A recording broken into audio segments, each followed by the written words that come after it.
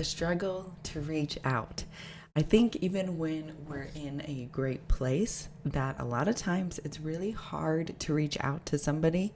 And it could be as easy because you've had a rough day at work, or you have little ones and they don't leave a lot of room to have a social life sometimes, or to even pick up the phone call. And when we're in more of a heavier emotion, I think it's really, really hard to reach out to somebody and to just know who maybe is a safe space as well to reach out during these hard times. So, welcome to another series in Depression Support System. Who holds me? Why support feels hard in depression. And the theme of this video is all around understanding barriers without shame. So when you're in depression, everyone says lean on your support system. But if you've ever tried, you know it really is not that simple. Reaching out can feel impossible, not because you don't want help, but because depression, well, it creates barriers for us. Those of shame, guilt, fear of burdening others. And in this episode, we'll unpack why support feels so hard in depression so you can understand these barriers with compassion instead of judgment. So, the shame barrier. Depression often will whisper to us, you should be able to handle this alone. Shame tells you that needing help is weakness or failure, and in reality, asking for support is human. It's how we have always survived. And here's a reframe for you. Needing help doesn't mean I'm broken. It means I am human. And what about the fear of burdening others? Many people with depression think, I don't want to drag them down, or they're tired of hearing about me. But loved ones often want to help. They just may not know how to help us. Especially when we have heavier emotions, people are not trained to understand what helps and what doesn't help. And so this is where sometimes we can guide them, or we can just let them in a little bit.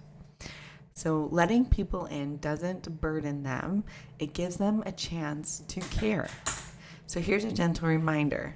Always allowing support is a gift to both you and them. What about the energy gap?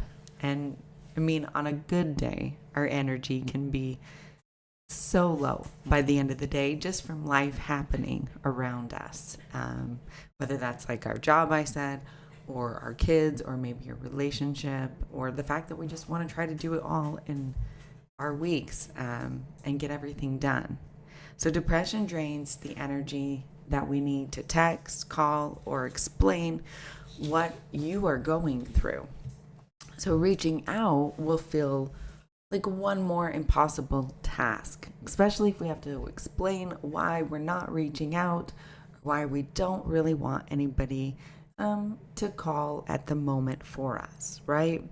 So that's why low effort connection matters. So just sending a smile emoji, a thinking of you, or a pre-written check-in message. And that's how family members and friends can help those people in a deeper depression. And here's an anchor thought for you. Support doesn't have to be big.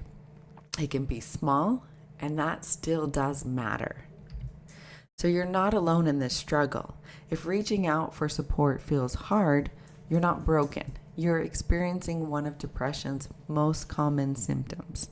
If you think about it, people call it isolation. They're isolating themselves at the moment. In the next episode, we'll begin mapping your current supports, seeing who and what is already in your life that can hold you, even in small ways.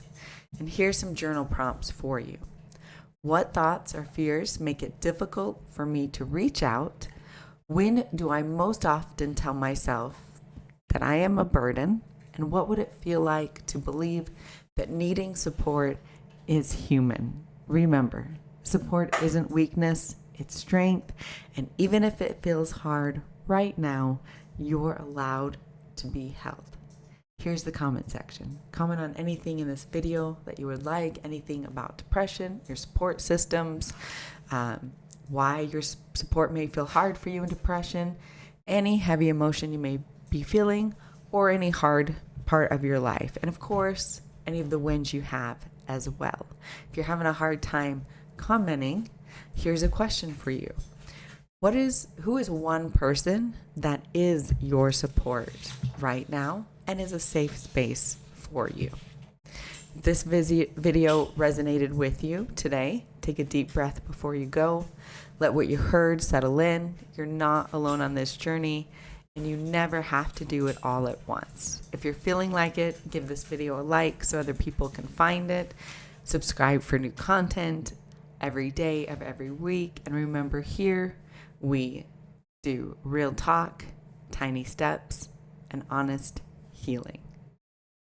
And here are the journals that I have created to go hand in hand with these videos to help increase healthy behaviors, decrease any unhealthy behaviors, and hopefully make us aware of some things that maybe we aren't aware of, so we can start making those changes we need to. There's an anxiety journal, self-love, self-discipline, self-discovery journal, and a beach theme journal. There's also a children's book where your child gets to learn about bravery, courage, and a spark within. And then at the end, there's worksheets for them where they get to write about their own bravery, their own courage, and their own spark. This will hopefully help them understand they really do have what they need inside of them for when things get hard in life. Then there's an emotion workbook for your kids where they get to write about all about their emotions when it comes to what strong emotions do they have, where do they have these emotions in their body, and then there's some extra pages on some old thoughts with let's write some new positive thoughts, and many more sheets for them to work on and through. This is just stuff that I would normally do in my therapy practice that I've put in a book for children. And once again, I want to thank you for watching this video, and I hope you have a great day.